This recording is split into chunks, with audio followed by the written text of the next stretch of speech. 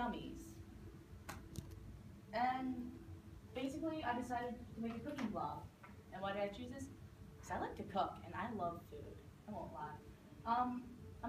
I'd like to say I'm pretty good at cooking, and something fun to do. You know, just at home, instead of scrolling through Tumblr, I'll cook dinner. So, the issue is though, I've never actually written any of my recipes down. I do them all from memory, because I grew up watching my mom cook, watching my dad cook, and I figured now would be a good time to write some of that stuff down.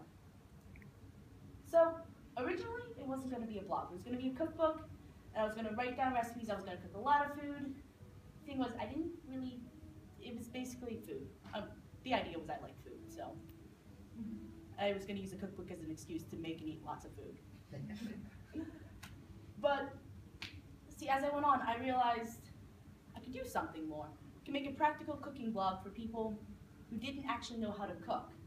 Recipes that can be done in under an hour, and food that tasted great but was really simple to do, because honestly, who has time to take 3 hours and make a gigantic, beautiful dinner? Few people do, let's be honest. And then kitchen hacks, things that everyone should know, but they don't actually know. Like, for example, did you know if you freeze your onions before you cut them, you won't cry? You have to cook them afterwards, because otherwise they're soggy once they thaw. But something like that. If you're gonna do raw onions though, you want to look really crazy in front of your family, put a piece of dried, like, white bread in your mouth while you cut them up. The bread will absorb it and you won't cry. I tried that, my dad walked in, and that was fun to explain. So when I started out, it's pretty obvious I was one of the students Miss Spritzer said didn't know what they were doing. That was an example of my first blog post. Yeah. But this is my last blog post.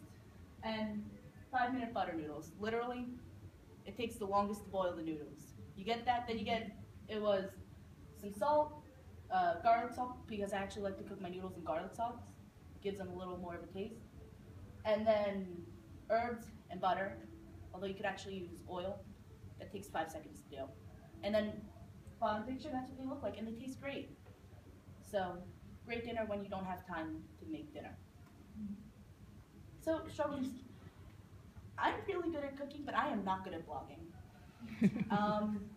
As you can see on the bottom, those are a bunch of things I cooked and didn't actually put on my blog. So, I was great with the cooking part. Like, seriously, my dad didn't cook dinner once this entire time. But, and then another issue I had was I didn't have a lot of concrete goals. I was just kind of go with it. And then deadlines would come around for the actual goals I had, and I'd be like, oh, whoops. And then another issue I had was switching gears from the cookbook to the blog. With our school system, a lot of the times we're told, do this, don't change it. You're having troubles, just plow through it. And it was kind of difficult almost to go from just go through it, just do it this way, to, you know what, maybe I kind of like this way a little bit more. But I think it turned out all right. I made a lot of good food, and that picture right there is actually Thanksgiving dinner. I made Thanksgiving dinner at home. So, and I made lots of cookies. I like food. So what I learned, cooking. It is easy for everyone.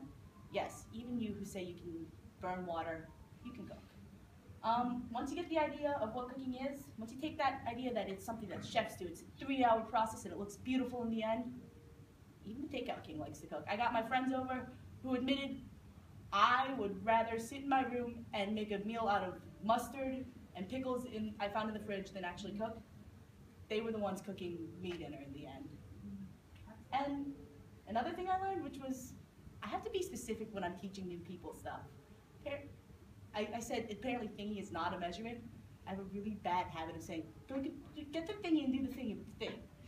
You gotta be specific, which was not related to the project, but it's an important life lesson I thought I'd put in.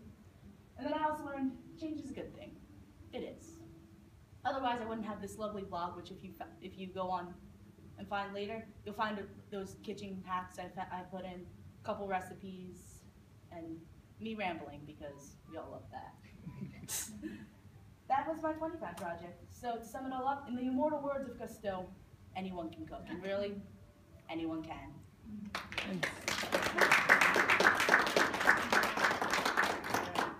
Does anybody have any questions for Sarah? Questions?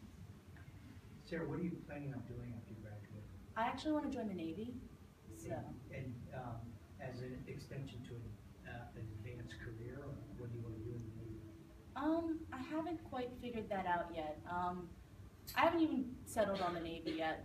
It was Air Force for a really long time, but then I talked to my uncle who was in the Navy, and he was like, go Navy. And he told me all these really cool stories, so I was like, go Navy.